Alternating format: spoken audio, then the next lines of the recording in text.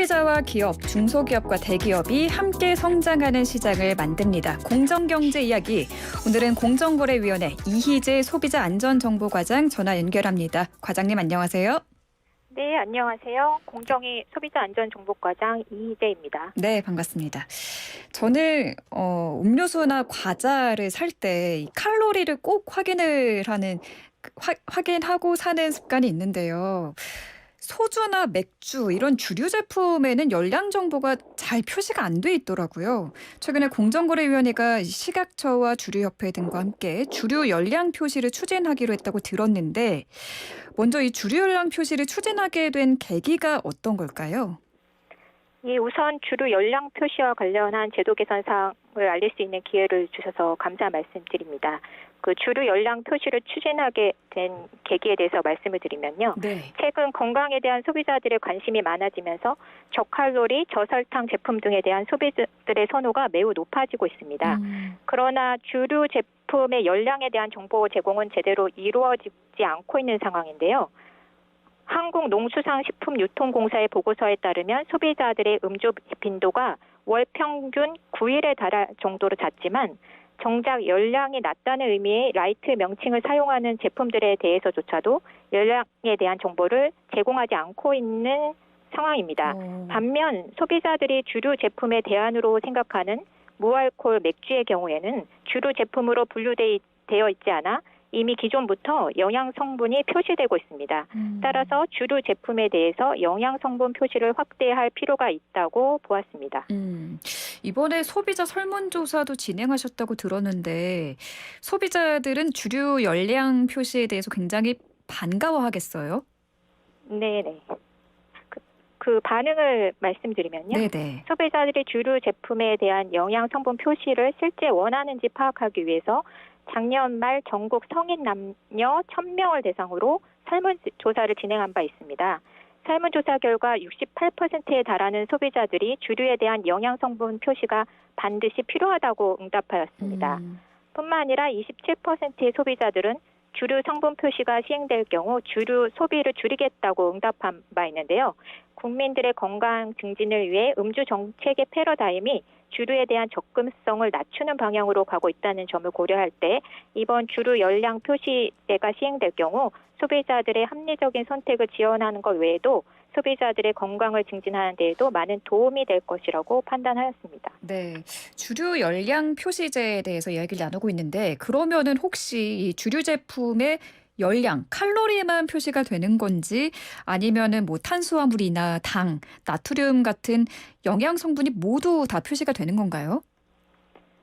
주류 제품에 대한 그 정보 제공 범위에 대해서는 주류 업계를 소관하는 식약처 및 주류 업계, 소비자 단체, 학계 등과 간담회를 진행하여 정하였는데요. 네. 열량에 대한 정보만 표시하기로 하였습니다. 아, 칼로리만요. 예. 앞서 말씀드린 바와 같이 소비자 설문조사 결과에서도 네. 압도적으로 많은 소비자들이 열량에 대한 정보를 가장 원하고 있는 것으로 나타냈습니다. 그 탄수화물, 당, 나트륨 등의 영양 성분의 일정 비율을 곱하여 최종적으로 열량이 산출되는 것이기 때문에 열량에 대한 정보 제공으로 충분한 정보 제공이 될 것으로 생각합니다. 저도 생각해 보면은 뭐 먹을거리를 살 때 이 열량만 꼭 확인을 하고 샀던 것 같은데 혹시 그러면은 각 주종별로 열량이 어느 정도 되는지 여쭤봐도 될까요? 2019년 한국소비자원에서 국내에 유통 중인 20개 주류 제품에 대한 조사를 실시한 바 있었습니다. 각각 맥주 10개, 소주 5개, 탁주 5개의 제품을 조사하였는데요. 소비자원이 조사 결과에 따르면 주종 한 병 혹은 한 캔당 평균 열량은 맥주가 236kcal, 500ml 기준입니다. 소주는 360ml 기준으로 408kcal, 탁주는 750ml 기준으로 372kcal에 달했습니다. 참고로 말씀드리면 영국 왕립 공중보건학회에서도 250ml 와인 두 잔이 200kcal로 맥도날드 감자튀김의 열량보다 많다면서 경고를 한 바도 있었습니다.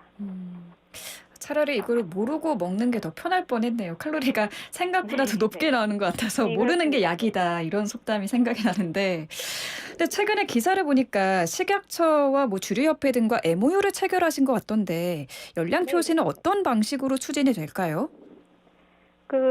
공정위가 연초에는 주류 열량 표시를 의무화할 계획을 가지고 있었는데요. 음. 간담회 과정에서 식약처와 학계, 주류 업계 등을 중심으로 자율 규제 방식이 보다 합리적이라는 의견을 제시해 주셨습니다. 네. 가령 고가 와인의 경우에 국내 10병밖에 수입이 되지 않는 경우가 있는데요. 그런 경우 열량 표시를 위해 이를 개봉하기에는 한계가 있다.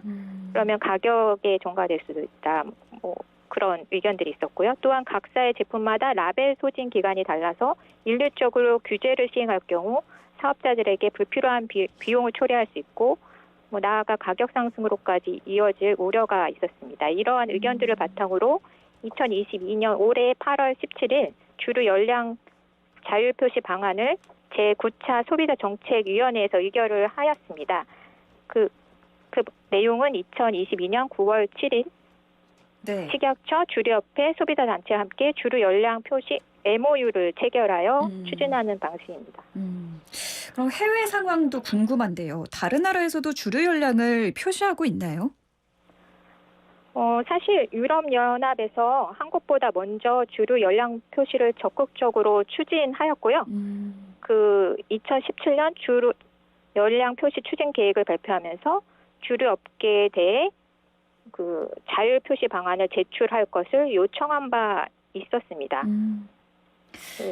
2019년에는 주류 업계와 MOU를 체결하여 주류 제품에 대해 네. 열량 등을 표시하기로 하였습니다. 네. 그럼 마지막으로 그 MOU와 같은 자율 규제 방식에 맡길 경우에 실제 소비자들에게 주류 열량 표시가 이루어질까 하는 의문이 사실 들거든요.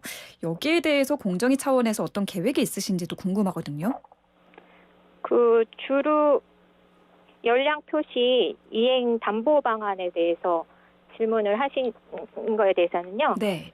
의무화가 아닌 자율 규제 방식으로 추진될 경우 실제로 사업자들이 이를 이행하지 않을 우려가 있다는 점에서 우려를 하시는 부분에 대해서 네. 인지를 하고 있는데요. 네네. 이에 대해서는 주류 업계에서 이행 방안을 계속 제출받아서 관리를 할 계획이고요. 2024년에는 실태 조사도 예정되어 있습니다. 알겠습니다. 2024년에 실태 조사가 나오면 그 결과도 알려주세요. 오늘 말씀, 네, 알겠습니다. 네, 오늘 말씀 잘 들었습니다. 감사합니다. 네, 감사합니다. 네, 지금까지 공정거래위원회 이희재 소비자안전정보 과장과 함께했습니다.